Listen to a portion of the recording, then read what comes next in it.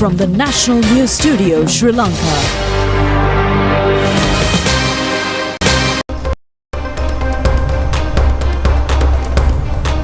Hello there, good evening and welcome to the 9 PM news on Rupavahini's Channel I. I'm Niket Karunaratna. And I'm Chitmi Jaratna. Now let's take a look at today's headlines.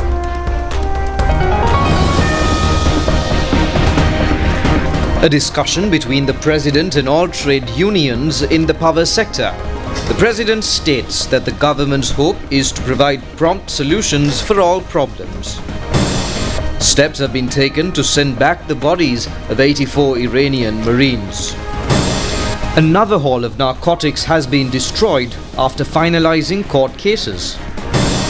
Both India and Russia are to assist Sri Lanka in case of an energy requirement in the face of the Middle Eastern crisis. The pilot ride program of the priority bus service before the Sinhala New Year. The oil anointing state festival this year is to be held at the Natha Devalaya of the Sri Dalada Maligava premises.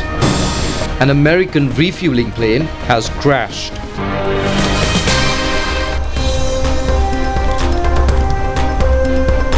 Moving on to those stories and more in detail, President Anurukumara Dissanayake states that it is the government's expectation to provide solutions to all problems of the Ceylon Electricity Board employees as soon as possible, and he believes all parties will act with great understanding and support the government to achieve the desired goals. Now, this was stated during a discussion held today between the President and representatives of all trade unions of the Ceylon Electricity Board. The discussion took place at the Presidential Secretariat, pointing out that the government's stance is to confirm all employee rights previously held within the CEB in the same manner within the new companies and to secure employee rights under those companies. The President invited all trade union representatives to provide their contribution by acting with understanding during this interim period. The issues arising from the restructuring process of the Ceylon Electricity Board were discussed at length, and attention was also focused on establishing a mechanism to resolve employee grievances.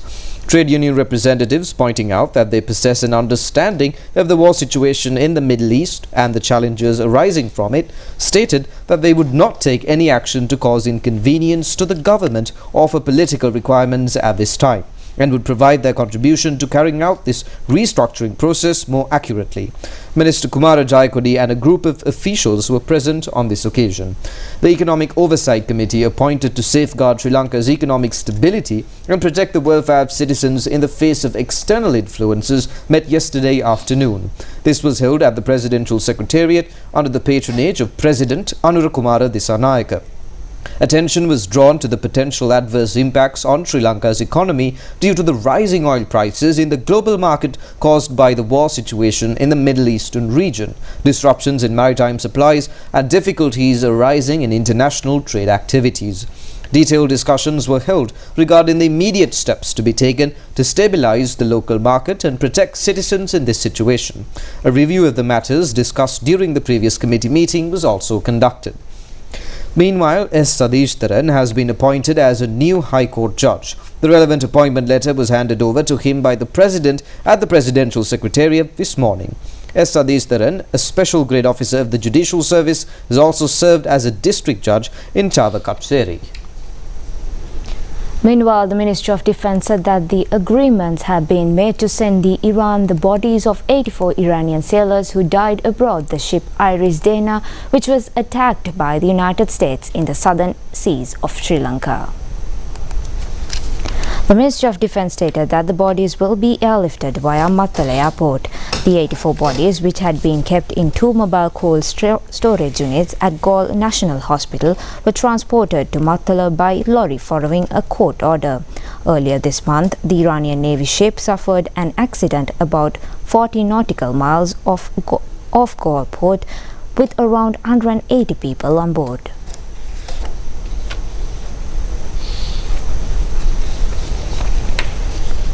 In the meantime, a stock of narcotics related to several concluded cases at the Colombo High Court has been incinerated today at the Vanathvillu area in Puttalam.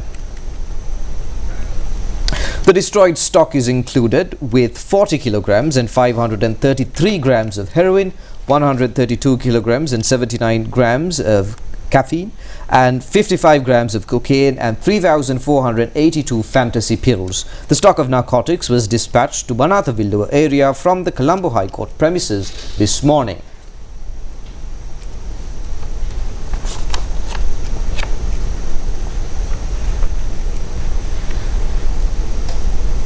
Russian ambassador in Sri Lanka Lavan Shagren says that the government of Russia is ready to assist Sri Lanka anytime in case there arises a fuel crisis due to the war situation in the Middle East. He made these remarks at a special meeting held at the Ministry of Foreign Affairs today.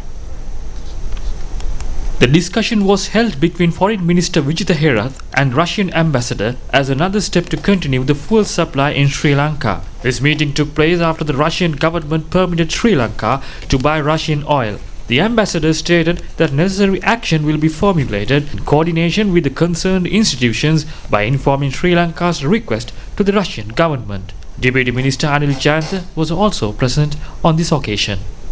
Indian Foreign Minister S. Jaishankar also stated that the government of India will assist Sri Lanka in case of a power requirement amidst the disturbance in the Middle East during a special discussion held with Foreign Minister Vijitha Herath recently. Minister Vijitha Herath had an official meeting with Minister S. Jaishankar during his official Indian tour on the 6th of this month. Discussions were conducted regarding the purchase of fuel stocks in the face of fuel crisis Sri Lanka might encounter in the war situation in the Middle East to continue. Accordingly, the minister had made a special request to minimize effects that could arise to the power requirement of this country. The Indian Foreign Minister had positively responded to this request. Randeep Jaiswal, spokesman of the Indian Foreign Ministry, commented on this, said that his government is considering assisting neighboring countries in the hour of crisis. In addition, I would also like to say that we have received such requests from several other countries, including Sri Lanka and Maldives, and these are being examined, taking into account our own energy requirements and availability that we have. Meanwhile, Indian media reported that 2 oil tankers carrying fuel from Saudi Arabia reached Mumbai port across the Strait of Hormuz yesterday. In the meantime, a 3-member panel of judges in the Colombo High Courts today ordered the defence evidence in the case against former Defence Secretary Hemasri Fernando and former IGP Pujit Jayasundara to be presented on the 26th. The case was filed regarding the failure to prevent the Easter Sunday terrorist attacks despite receiving prior intelligence. The case was called today before the 3-judge bench comprising Priyantali Enege, Viraj Veerasurya and Tilakaratna Bandara. Previously, the Colombo Special High Court had ordered the acquittal and release of Hemasri Fernando and Pujit Jayasundara from these charges. However, the Supreme Court, having considered an appeal filed by the Attorney General against that decision, cancelled the acquittal. The Supreme Court then ordered the Colombo Special High Court to call for the defence statement and deliver a fresh verdict. Today's proceedings were held in accordance with that order.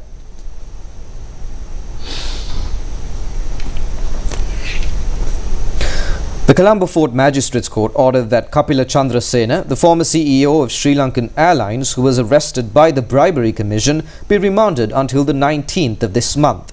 This order was issued after considering the submissions made by officers of the Bribery Commission and the suspect's lawyers. An investigation is currently underway regarding a bribery transaction that allegedly took place during the purchase of Airbus aircraft for Sri Lankan Airlines in 2013. Bribery Commission officials informed the court that approximately $2 million obtained as a bribe in this deal had been credited to the account of the suspect's wife. They further noted that only funds related to this specific transaction had been credited to that account and no other transactions had been conducted through it.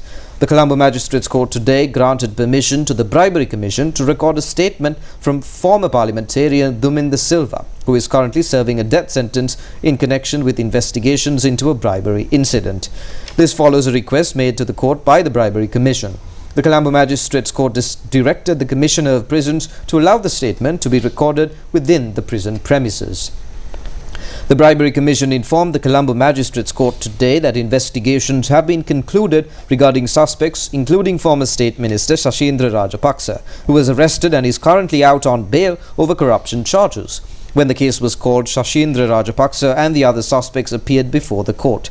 Accordingly, the magistrate ordered the complaint to be called again on the 10th of July. The suspects stand accused on influencing officials of the office for reparations to obtain compensation amounting to 8.85 million rupees for property, including an unauthorized building on land belonging to the Sri Lanka Mahaweli Authority.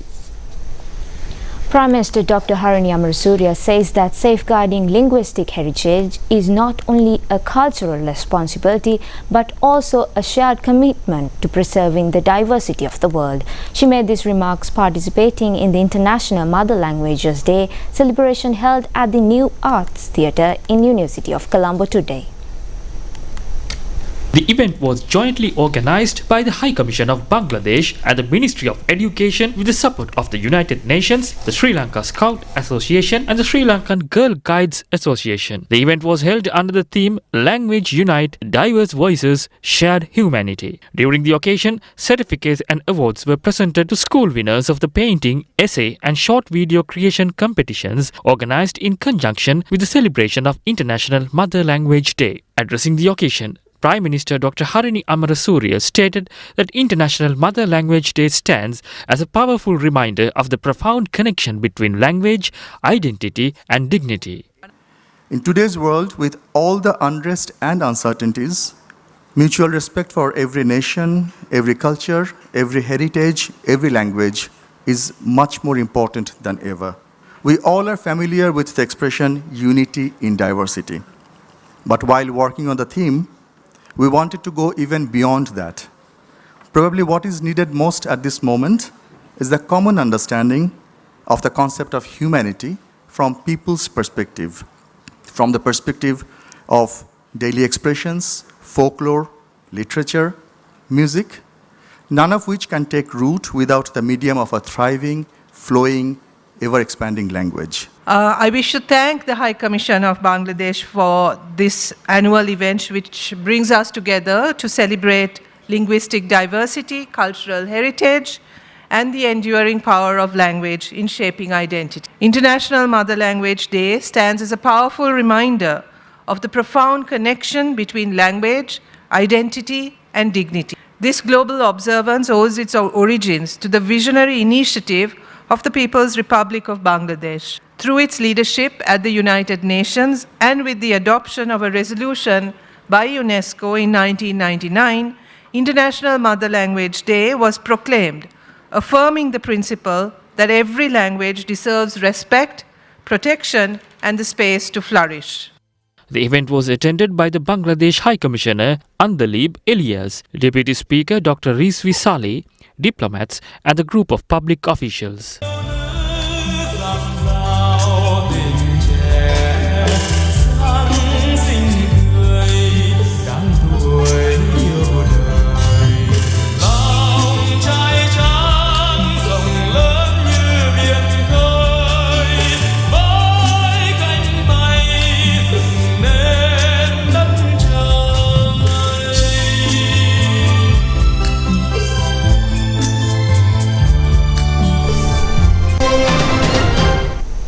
Now, tens of thousands of Buddhist devotees gathered at Thailand's Wat Phra Dhammakaya recently to commemorate Maka Buddha Day in a stunning display of communal faith. The temple grounds in Pathum Thani were transformed into an ocean of amber and white as monks and followers united for one of the year's most significant spiritual observances. This year's celebration focused on the message of global harmony through individual meditation and ancient ritual. As dusk settled over the province, the vast temple grounds fell into harmonious stillness for a period of collective meditation aimed at fostering inner peace. This quiet reflection gave the way to a resonant wave of Pali chants that echoed through the air, as thousands of voices blended into a singular, powerful drone. Monk Pusarat welcomed the international and local visitors, noting that the event serves as a vital platform for spreading the message of world peace to a global audience. Devotees like Opal shared their excitement at a massive turnout, describing it as a heartening sign of the enduring strength of Buddhist belief in the modern age. As night deepened, the congregation participated in a ceremonial procession, clutching flickering candles and lotus buds while moving in silent circles around the main ordination hall. This traditional tribute honors the historic meeting between the Buddha and his disciples, providing a moment for Thai Buddhists to reflect deeply on the core teachings of their faith under the glow of the third lunar month's full moon. More local stories coming up next. Stay tuned.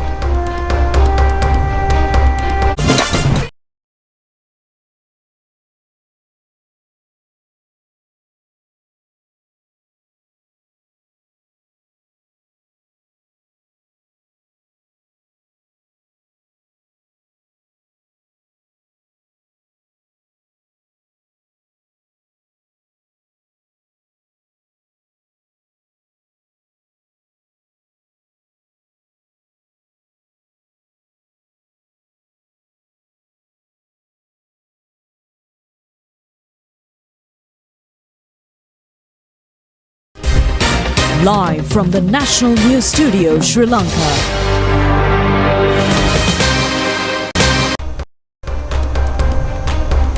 Welcome back, and continuing with the rest of the stories, the Oil Anointing State Festival of this year will be held at the Natha Devalaya of the Sri Dalada Maligava premises in Kandy.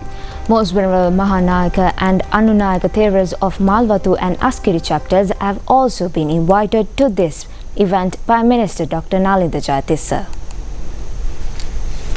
The minister who arrived in Kandy today met the Most Venerable Mahanayaka and Anunayaka Theras and invited to attend the Oil Anointing State Festival.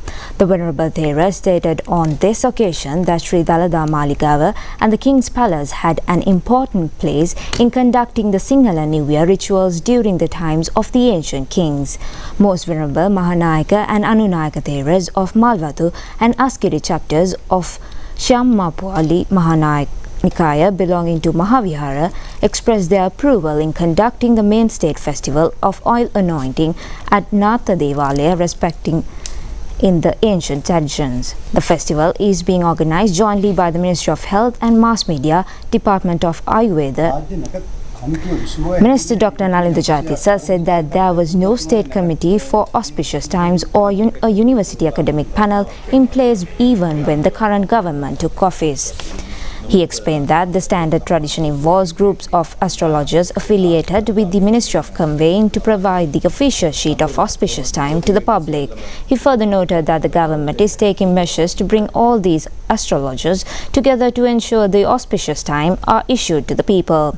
A discussion regarding the organization process of Oil Anointing State Festival was held today at the District Secretariat in Kandy with the participation of Mahasangha and the Ministry of Dr. Nalinda Jayatissa.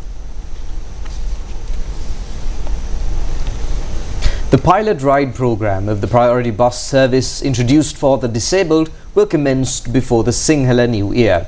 This program is being implemented realizing the vision of the government under the theme Opportunity for All, a country safeguarding human values.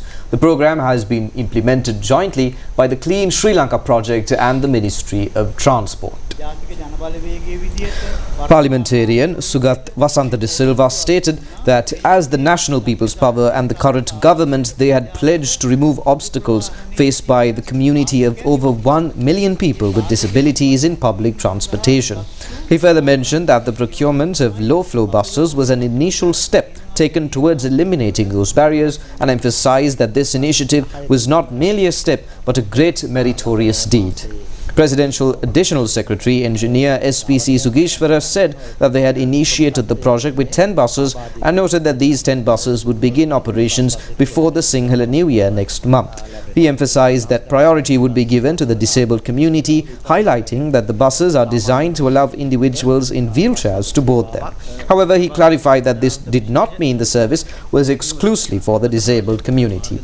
Chief Executive Officer of the Lanka Metro Company, B.M. Piyatilaka, added that two main routes have been selected to provide special consideration for the community: the route from Makumbura to Petta and the route from Makumbura to Kadavata. He mentioned that they are prepared to start operations on these two routes within the month of April and noted that 100 low-floor buses have been ordered for this purpose.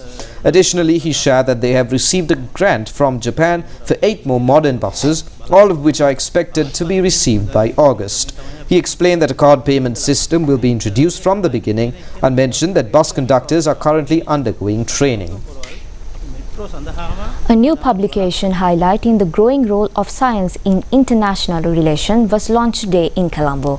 The book titled Science Diplomacy, National, Regional and Global Approach in a Changing World, authored by renowned diplomat Palitha Rohana and scientist Ranjit Senarath, was unveiled at the Bandaranaike Center for International Studies. The book explores how scientific innovation and research can support dynamic engagement and international cooperation in addressing global challenges such as climate change, food security, and technological development. Experts note that integrating science with diplomacy could help countries like Sri Lanka strengthen international partnerships and contribute more effectively to global policy discussions. The publication also highlights the importance of collaboration between governments, scientists, and international institutions in navigating an increasingly complex world. Science has been a critical foundational factor in refining and advancing principles behind humankind's efforts to develop a rules-based international order applicable to the oceans and to deal with climate change. Over time, these principles have been reflected and codified in international agreements, and new rules have also continued to be formulated to meet the evolving needs substantially based on new scientific knowledge. The United Nations Law of the Sea Convention, adopted in 1982, reflecting the available knowledge of the time, codified existing rules and adopted new ones. The Sri Lankan Chair, Ambassador Shirley Amrasinghe, played a critical role in advancing the negotiation. Most countries have become party to the Law of the Sea Convention, while some key countries have stayed away. The United States is not a party to the Law of the Sea Convention, but adheres to elements of the convention which it regards as reflecting customary international law. While scientific anticipation shows us where technology could go, human rights must be our compass to show us where it should go. The goal is that scientific breakthroughs benefit our societies as a whole. Geneva, a multilateral powerhouse for responsible technology. For Switzerland, International Geneva, with its broad presence of international organization and civil society, offers an important platform for science diplomacy. Science has historically played a central role in Geneva, a global hub of multilateral governance, reflecting Switzerland's long-standing commitment to the rule of law, peace, neutrality, and human rights. Switzerland is committed to offering International Geneva as a unique ecosystem where science and diplomacy meet and converge with the private sector and civil society to ensure technology serves people, societies and the planet. Switzerland has the honor to host the next AI Summit of 2027 in Geneva. The summit will serve as a critical platform to highlight the importance of international law and fundamental rights in the development of AI. It is our ambition to ensure that the AI of tomorrow is responsible, transparent, and at the service of all humanity. Deputy Minister Dr. Kaushalya Aryaratne says that the present government is taking a number of measures to obtain women's contribution to the national economy. Addressing an entrepreneur development program held at the Kaduvela Municipal Council auditorium today, she said that women's contribution to the workforce in the country is significant. The Kaduvela Municipal Council and Western Provincial Industrial Development Authority, in line with the International Women's Day, have jointly organized this program. The objective of this program is to provide required knowledge to persons who start new ventures and to familiarize the necessary institutions for the entrepreneurs. Deputy Minister Dr. Kaushalya Aryaratna stated that the government's policy specifically focuses on creating frameworks to ensure women contribute to the economic system. She emphasized that the primary goal is to integrate women into the workforce, noting that without economic empowerment, individuals lose the ability to secure their other rights, which makes this initiative vital. She further explained that as a government, the policy statement for expanding the economic process this year centers on 3 pillars: establishing a production-based economy, involving the public in that production economy, and ensuring that the resulting benefits are distributed fairly among the people.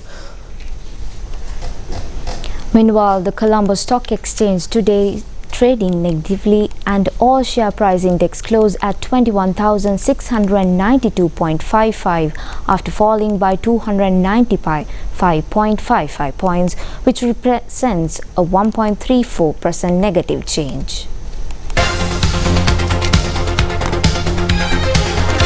The S&P SL20 index closed at 6,084.65, down by 87.63 points and 1.42%.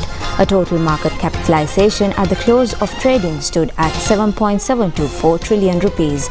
Market turnover for the day amounted to the 5.267 billion rupees with 149.63 million shares traded.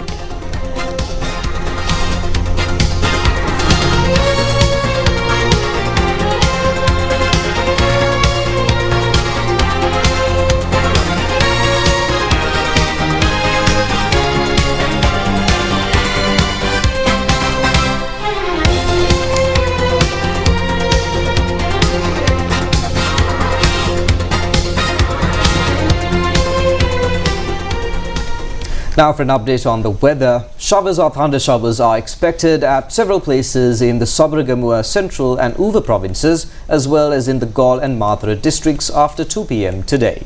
A few showers may also occur in the Eastern Province and in the Polonnaruwa and Hambantota districts, while mainly fair weather will prevail in other parts of the island.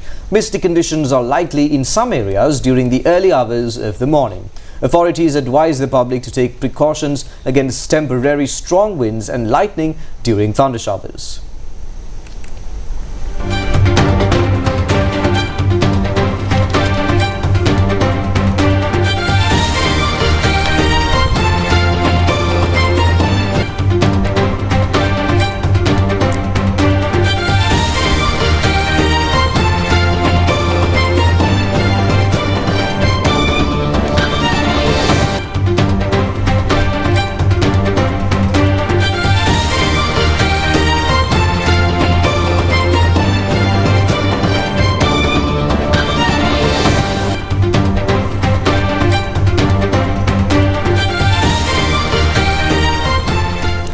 We'll be back with news overseas after a short break.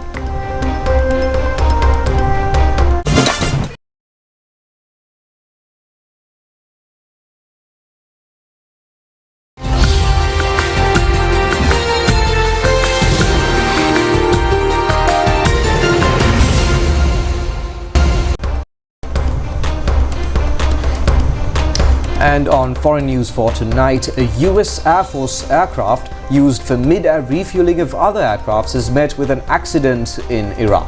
Reports indicated that it is a KC-135 Stratotanker, an aircraft that played an extremely vital role in aerial operations.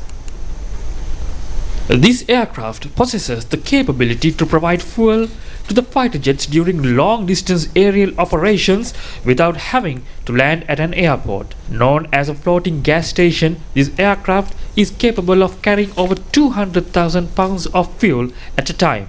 Foreign media reports that its value is approximately $40 million. The United States military states that the reason for this crash was not an enemy or friendly fire. 2 aircrafts were involved in the mission and the other aircraft was able to land safely. The official cause of the crash has not been yet announced. Meanwhile, Israel states that it has launched a series of fresh attacks on Iranian targets. It is reported that high priority was given to targets in the capital. Israel also mentions that attacks were carried out today against Hezbollah targets in Lebanon. Meanwhile, some foreign media outlets are currently reporting that Iran's new supreme leader, Mojtaba Khamenei, has been injured or killed. In his first statement issued after assuming leadership, he stated that attacks against American targets in the region would not cease. Furthermore, he has declared that the Strait of Hormuz, the world's busiest maritime fuel transport route, will continue to be kept closed. Iran issued a statement last Wednesday claiming that the price of a barrel of crude oil could rise to the $200 limit in the future. The International Energy Agency has also warned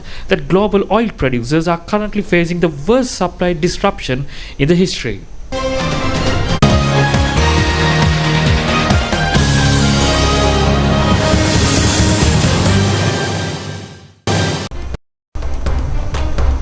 Moving on to sports news, at the end of the second day's play of the big match between St. Thomas College Mount Lavinia and Royal College Colombo, Royal College team had scored 175 runs for the loss of 40 wickets. This has been in reply to 302 runs all out scored by St. Thomas's College in their first innings. The 147th Battle of the Blues between St. Thomas's College Mount Lavinia and Royal College Colombo is being played at the SSE grounds, Colombo. At the start of the second day's play today, St. Thomas's College had scored 203 runs for 4 wickets in their first innings. Vishant Solomon scored 66 runs today. Accordingly, they scored 302 runs all out in their first innings. In bowling, Sehendu Suryarachi of Royal College captured 3 wickets. In reply, Royal College team scored 175 runs, losing 4 wickets at the end of the day's play today. Rehan Piri scored 63. At the end of the day's play, Ramiru Pereira remained 70 not out, while Yasindu Disanaika was unbeaten on 2. Gimhan Mendes of St. Thomas's College claimed 2 wickets. Tomorrow is the final day of the match.